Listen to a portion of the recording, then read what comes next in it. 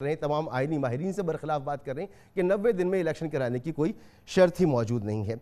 बहरहाल अब मामला अदालत से निकलकर एक बार फिर इलेक्शन कमीशन की कोर्ट में है। देखते हैं कि वो इस मामले को किस तरीके से हैंडल करते हैं। मेहमानों का मैं आपसे तारुफ कराऊँ, जनाब फैसल करीम कुंडी साहब मेरे साथ मौजूद हैं, मुआविन खुसूसी हैं वज़ीर आज़म के और रहनुमा हैं पाकिस्तान पीपल्स पार्टी के। बहुत शुक्रिया फैसल करीम कुंडी साहब। जनाब वलीद इकबाल साहब मेरे साथ मौजूद हैं, रहनुमा हैं तहरीक इंसाफ के। वलीद इकबाल साहब आपका भी बहुत बहुत शुक्रिया।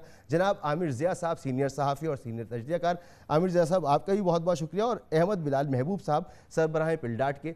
अहमद बिलाल महबूब साहब आपका भी बहुत बहुत शुक्रिया। सबसे पहले बिलाल साहब आप ही से गुफ्तगू का आगाज़ करते हैं।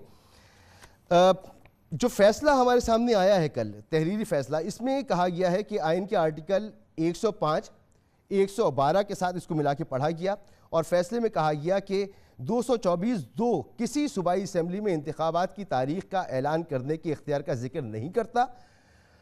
अगर वो कानून के अमल से तहलील हो जाए, गवर्नर के दस्तखत के बगैर असम्बली खुद तहलील हो जाए, तो इस सूरत में आइन ने किसी अथॉरिटी को तारीख देने का पाबंद नहीं किया है। तो सर, जब कोई अथॉरिटी इसकी पाबंद नहीं है तो ये कह देना कि इलेक्शन कमीशन इंतखाबात करवाए, ये कैसे मुमकिन हो सकेगा?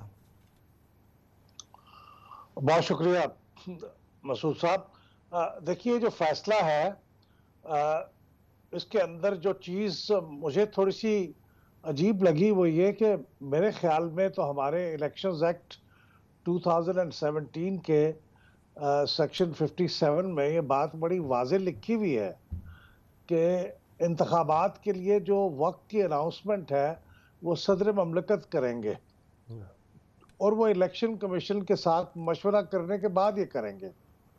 और उसमें ये बात नहीं लिखी हुई कि ये सिर्फ कौमी असम्बली के बारे में है या जब तमाम असम्बलियों का इलेक्शन हो रहा हो तो उसके बारे में है। ये एक अमूमी सेक्शन है जो हर जनरल इलेक्शन के बारे में है। यानी अगर किसी एक असम्बली का भी इलेक्शन हो रहा हो मुकम्मल तो वो जनरल इलेक्शन ही कहलाता है। तो इस उसकी मौजूदगी में जब इतनी वाज़ेह सेक्शन मौजूद है तो फिर मैं हैरान इस बात पे हुआ हूँ कि फाजिल जज साहब ने ये क्यों ज़रूरी समझा कि वो एक ऐसी चीज़ हुक्मनामे में लिखे जिसकी के आइन में और कानून में दर्ज नहीं है जो, और वो बिल्कुल एक नई बात बता रहे हैं कि इलेक्शन कमीशन ये तारीख मुकर्रर करे और वो मुकर्रर करे गवर्नर के साथ मशवरा करके। ठीक। अब ऐसी कोई चीज़ तो कानून और आइन में नहीं लिखी हुई। ये उससे तकरीबन एक चीज़ अखज़ करके उन्होंने कही है और अखज़ करना भी कोई गलत बात थोड़ी है, लेकिन वो उस वक्त होता है जब आपके पास कोई वाज़ेह चीज़ मौजूद ना हो। लेकिन चूंकि एक वाज़ेह चीज़ मौजूद है तो मैं थोड़ा सा हैरान हूँ कि ये क्यों बात कही जा रही है, इनोवेट की जा रही है, जबकि वो बड़ी वाज़ेह क्लियर एक चीज़ सेक्शन 57 में मौजूद है। ठीक। तो सर, यही सवाल मेरा आपसे था कि फिर लग ये रहा है कि इस मामले को मज़ीद तूल मिल सकता है, इसके इम्कानात आपको ज़्यादा नज़र आ रहे हैं बनिस्बत इसके कि जो हुक्म आ गया अदालत का उस पर अब अमल किसी भी तरीके से हो जाए और इलेक्शन अगले 90 रोज़ में हो जाए? ये दुरुस्त है कि वो जो बड़ा मामला है वो तो है इलेक्शन को 90 रोज में करवाने का। उसके बारे में हमारे आइन के अंदर मैं समझता हूँ बड़ी वाज़ेह तौर पे लिखा हुआ है कि ये 90 रोज के अंदर इलेक्शन होने चाहिए। इसमें कोई ऑप्शन नहीं है।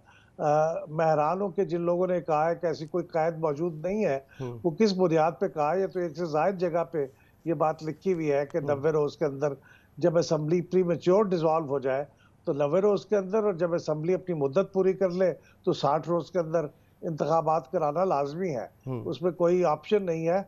और कौमी असम्बली के बारे में तो ये एक एमरजेंसी प्रोविजंस में ये लिखा हुआ है कि उसकी मुद्दत 1 साल के लिए बढ़ाई जा सकती है गैर मामूली हालात में। लेकिन सूबाई असम्बली के बारे में भी इसकी तरह की कोई शक भी मौजूद नहीं है, लिहाजा वो तो 90 रोज में होने चाहिए।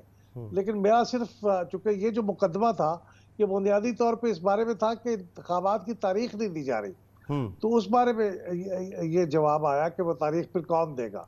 अच्छा, लेकिन अब आपका जो सवाल है जी जी जी, वो तूल पकड़ सकता है क्योंकि इसके बारे में ये एक सिंगल जज का फैसला है। तो हो सकता है कि इस पे इलेक्शन कमीशन या गवर्नर साहब या दोनों इसके खिलाफ अपील करें, कोई इंट्रा कोर्ट अपील करें या सुप्रीम कोर्ट में इसके खिलाफ अपील करें। तो जाहिर है उसमें भी बहुत ज़्यादा तूल नहीं पकड़ेगा क्योंकि ये एक जल्दी फैसले की तकाजा करता है मुकदमा, तो फैसला हो जाएगा। लेकिन मेरा ख्याल बहुत ज़्यादा तूल नहीं पकड़ेगा। एक ठीक। हफ्ते 10 दिन में फैसला हो जाएगा सर उसका भी जरा अगर हुकूमत के डील रवैये करेंगे। को भी देख के बताएं कि आप क्या फोर्सी कर रहे हैं अब ऐसी सूरत हाल में कि वजारत दाखिला जो है वो इलेक्शन कराने को तैयार नहीं है, वजारत दिफा वो मदद फराहम करने को तैयार नहीं है, वजारत ख़जाना वो मदद फराहम करने को तैयार नहीं है, तो सब ने हाथ उठा दिए। तो ऐसी सूरत में अब इलेक्शन कमीशन अज खुद फैसला कर भी ले तो इलेक्शन कैसे होगा? ये अलबत्ता बिल्कुल एक दूसरी बात है, और ये बहुत अहम बात कही है आपने, क्योंकि ये अगरचे इलेक्शंस एक्ट 2017 के अंदर जो सेक्शन 58 है, वो इलेक्शन कमीशन को ये इजाज़त तो देता है, उसको अथॉरिटी देता है कि वो इलेक्शन के शेड्यूल में तब्दीली कर सके, जो कि एक ज़माने में 2008 के जब इंतखाबात हो रहे थे, तो उस वक्त थोड़ी देर के लिए इलेक्शनों को मुलतवी भी किया गया था 20 दिन के लिए, जब मोहतरमा बेनज़ीर भुट्टो साहबा की शहादत हुई थी। उस वक्त जो हालात पैदा हो गए थे, वो 20 दिनों के लिए सिर्फ था, लेकिन इस कानून के अंदर कोई मुद्दत का तयन नहीं है कि इतने दिनों के लिए तब्दील हो सकता है या इतने दिनों के लिए तब्दील नहीं हो सकता। वो इलेक्शन कमीशन के ऊपर ही है। और मेरे ख्याल में ये जो बातें आप फरमा रहे हैं कि वजारत खजाना ने, वजारत दिफा ने, वजारत दाखिला ने, खुद फौज ने भी अपनी अपनी माजूरी का इजहार किया है कि वो तावन जिसकी तलबगार है इलेक्शन कमीशन, वो उन्हें मुहैया नहीं किया जा सकता। अगरचे आइन हमारा हर एक को पाबंद बनाता है कि जिस भी इदारे को कहा जाए इलेक्शन कमीशन की तरफ से, वो उसको हर मुमकिन तावन फराहम करे, लेकिन ये बहुत गैर मामूली बात है कि इन्होंने कहा कि ये नहीं हो सकता, हमारे पास ये मुमकिन ही नहीं है ऐसा करना। तो इसको सबसे पहले तो डिटरमिन करेगा इलेक्शन कमीशन कि ये किस हद तक ये जो बात कह रहे हैं एक काफी किस हद तक दुरुस्त है, कोई ऑब्जेक्टिव रीजन की बुनियाद पे कह रहे हैं या जानबूझ के कोई इंतखाबात को मुलतवी करने की कोशिश कर रहे हैं।